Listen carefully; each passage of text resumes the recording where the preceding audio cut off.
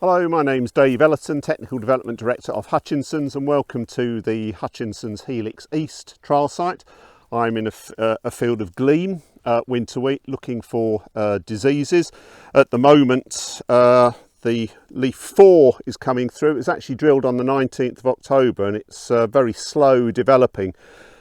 It's very difficult to tell which leaf is coming through unless you actually dissect the plant, and I've dissected it down and there's the flag leaf right at the bottom, so I know for a fact this is leaf 4 on the way through, which is round about the T0 timing. Ideally the T1 is with leaf 3 coming through, which if the weather warms up could be fairly soon.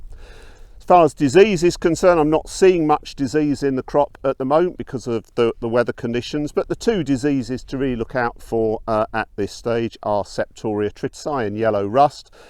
Gleam has a rating of 5 for yellow rust and 6.1 for Septoria, so it is potentially prone to each of those if the weather's conducive.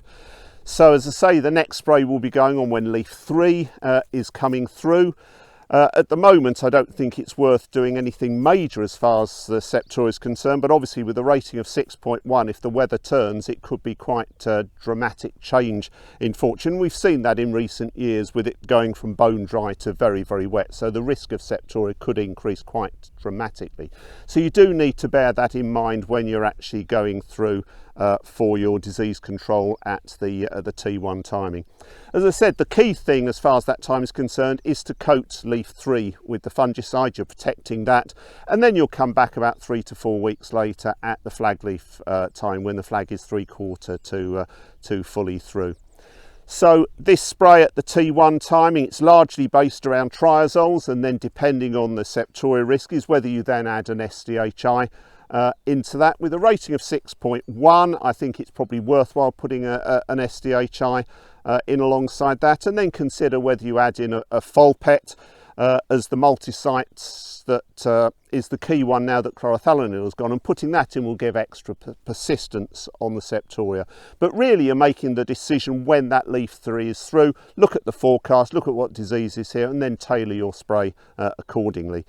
If you're adopting IPM techniques, clearly adopting your spray strategy to risk is absolutely crucial. And so all of our agronomists will be doing that in the field, and we'll be tailoring it in each situation to disease risk.